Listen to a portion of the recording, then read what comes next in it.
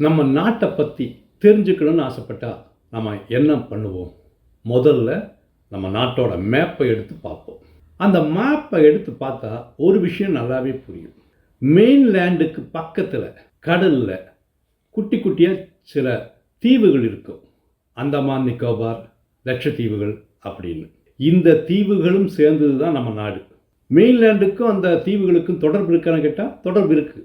ஆனால் தூரம் இருக்கான்னு கேட்டால் தூரமும் இருக்குது.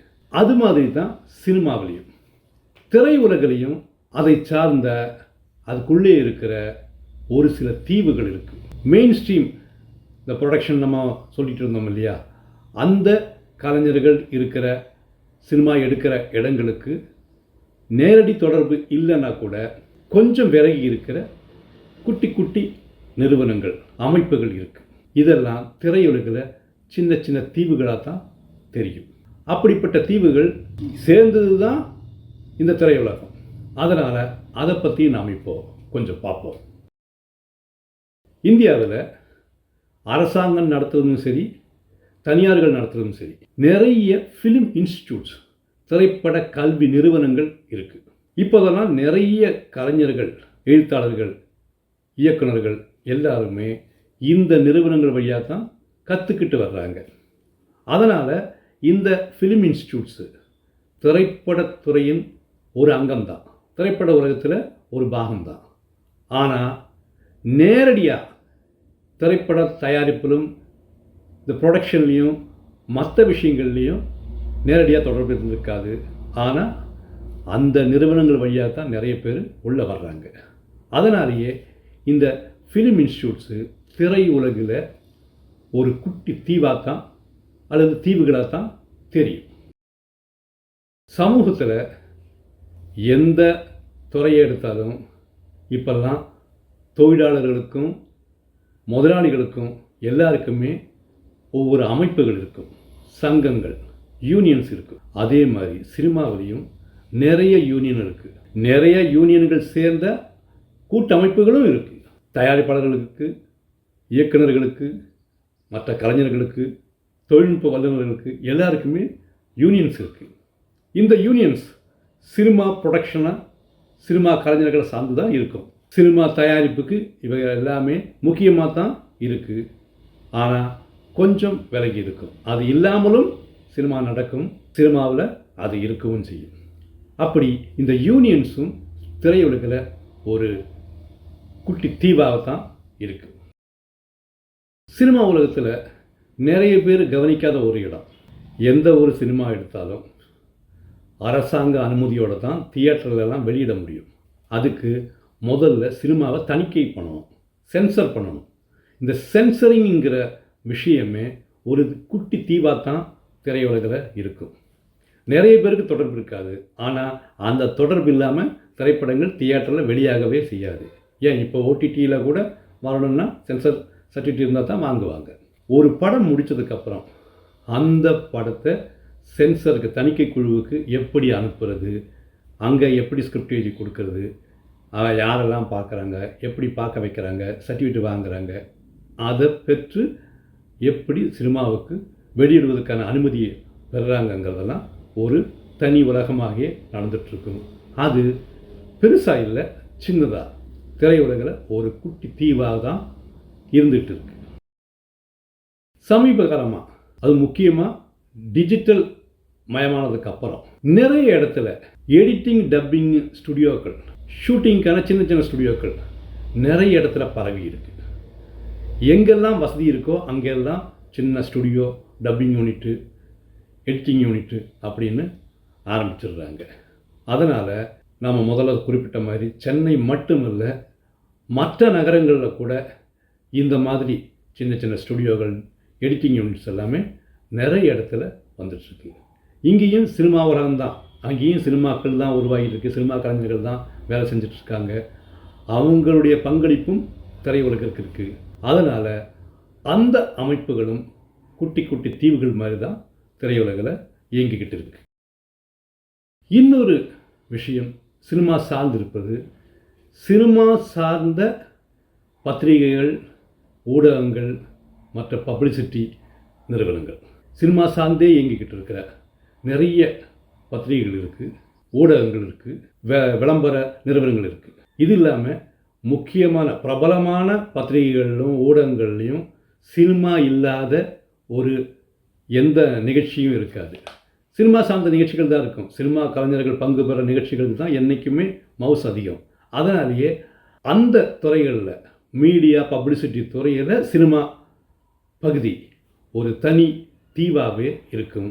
அது திரையுலகத்துக்கு இணைஞ்சு தான் இருக்கும். திரையுலகத்துடைய ஒரு பகுதியாக தான் இயங்கிக்கிட்டு இருக்கு.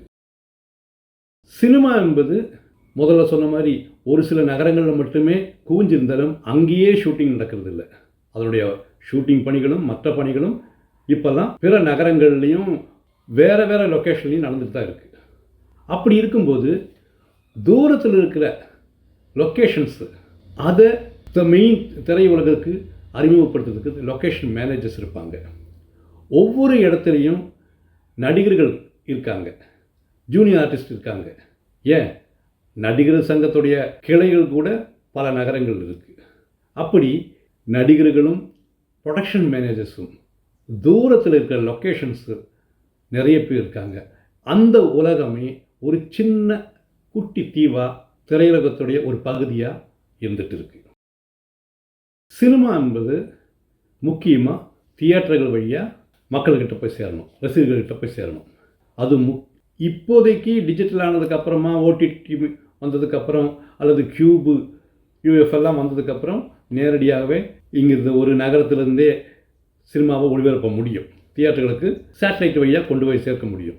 இருந்தாலும் இந்த தியேட்டர்களை எடுத்து கொடுக்குற சினிமாவை அந்த தியேட்டர்களுக்கு கொண்டு சேர்க்குற ஒரு குழு, ஒரு அமைப்பு இங்கே இருந்துக்கிட்டே இருக்குது.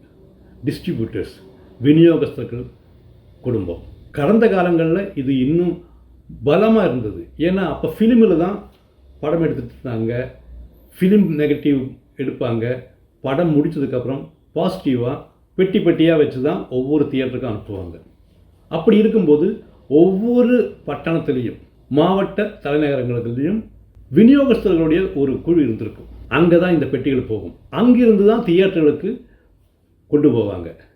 படம் ஓடி முடிஞ்சதுக்கப்புறம் திரும்பவும் அந்த பெட்டிகளெல்லாம் விநியோகஸ்தர்கள்கிட்டயே வந்து சேர்ந்துடும். திரும்ப ரிலீஸ் பண்ணும்போது திரும்பவும் தியேட்டர்களுக்கு அனுப்பிட்டு இருப்பாங்க. இப்படி ஒரு காலகட்டம் இருந்தது. இப்போதைக்கு அந்த அளவுக்கு இல்லைன்னா கூட விநியோகஸ்தர்கள் இல்லாமல் சினிமா தியேட்டருக்கு போய் சேர்றது ரொம்ப கஷ்டம். அதனாலேயே திரைப்பட விநியோகஸ்தர்கள், டிஸ்ட்ரிபியூட்டர்ஸ் என்பது திரையுலகத்திற்கு தவிர்க்க முடியாத ஒரு தீவு. அந்த தீவையும் சேர்த்து தான் திரையுலகம்னு நாம் சொல்ல முடியும். சினிமாவை தியேட்டரில் கொண்டு சேர்க்கணும் அப்படி இப்படின்னு நம்ம பேசிகிட்டு இருக்கும்போது ஒரு விஷயம் தெளிவாக தெரியும். தியேட்டர்கள் இருந்தால் மட்டும்தான் சினிமா மக்கள்கிட்ட போய் சேர முடியும். டிவி, செல்லு அதெல்லாம் அப்புறம். முக்கியமான விஷயமே தியேட்டர்கள் வழியாக தான்.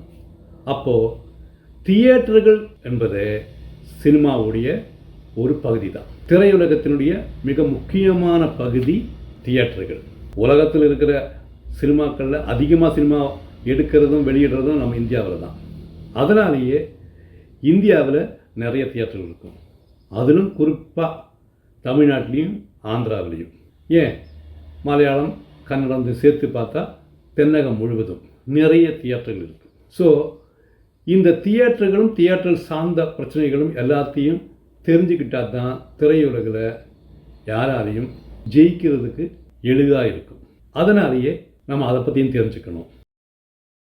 முன்பெல்லாம் ஒரு சினிமா வந்தால் அதனுடைய விமர்சனம், விளம்பரம் எல்லாமே பத்திரிகைகள் வரும். அதுக்கப்புறம் பத்திரிகைகளும் ஊடகங்களையும் வந்துட்டு இருந்தது. அது பார்த்து தான் நிறைய பேர் படம் பார்க்க வருவாங்க. படத்துடைய வெற்றி தோல்விக்கு மிக முக்கிய பங்கு வகிக்கிற விமர்சனங்களும் விளம்பரங்களும் இருக்குது. இப்போதைக்கு அது யூடியூப்பில் விரிவடைஞ்சிருக்கு. அதனாலேயே இந்த விமர்சனம், விளம்பரம் எல்லாமே இப்போதைக்கு யூடியூப்லேயும் நிறைஞ்சிருக்கு. யூடியூபர்ஸ் நிறைய பேர் திரையுலக சார்ந்து வந்திருக்காங்க. சினிமா விமர்சனம் பண்ணுறதே ஒரு பகுதியாக இருக்குது.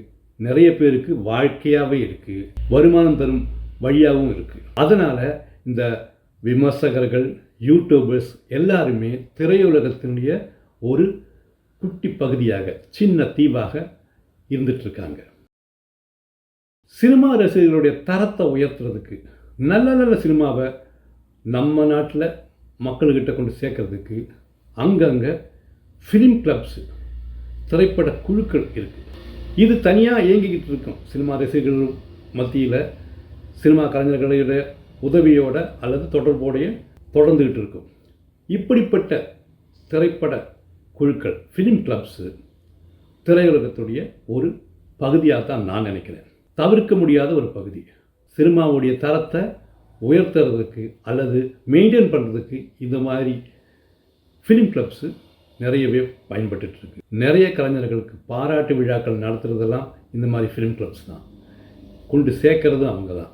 நம்ம நாட்டு இல்லாமல் மற்ற நாட்டு சினிமாக்களை நம்ம நாட்டு மக்களுக்கு, ரசிகர்களுக்கு அறிமுகம் செய்கிறதும் இந்த ஃபிலிம் கிளப்ஸ் தான். அதனாலேயே இந்த ஃபிலிம் கிளப்ஸும் திரையுலகத்துடைய ஒரு சின்ன பகுதியாக, ஒரு குட்டி தீவாக நான் பார்க்குறேன். திரையுலகத்தில் இருக்கிற ஒவ்வொரு சின்ன சின்ன உலகத்தை பற்றியும் தெரிஞ்சுக்கணும், குட்டி குட்டி தீவுகளை பற்றியும் தெரிஞ்சுக்கணும் அப்படின்னு சொல்லும்போது கடைசியாக முத்தாய்ப்பாக ஒரு விஷயத்தை நம்ம தெளிவாக புரிஞ்சுக்கணும். சினிமா நிற்கிறதுக்கு, நிலச்சி நிற்கிறதுக்கு காரணமே சினிமா ரசிகர்கள் தான். அதுலேயும் குறிப்பாக என்னுடைய பார்வையில் மிக முக்கியமான பங்கு வகிக்கிறது முதல் நாள் முதல் காட்சி பார்க்க வர்ற சினிமா ரசிகர்கள் தான். ஃபஸ்ட் டே ஃபஸ்ட் ஷோ பார்க்குற ரசிகர்கள் இருக்காங்க இல்லையா, அவங்க தான் சினிமாவை வாழ வச்சிட்ருக்காங்கன்னு தான் என்னுடைய எண்ணம். ஏன்னா எந்த சினிமா, யார் நடித்தது, யார் எடுத்தது, இதெல்லாம் கவனிக்காமல் சினிமா பார்க்கணுன்னு ஆசைப்பட்டு வர்ற ஒரு குழு இருக்காங்க, ஒரு குரூப்பு. அவங்க எந்த சினிமாவும் பார்ப்பாங்க. மற்றவங்க சொல்கிறதெல்லாம் காத்துட்ருக்க மாட்டாங்க, விமர்சனத்துக்காக காத்துட்ருக்க மாட்டாங்க.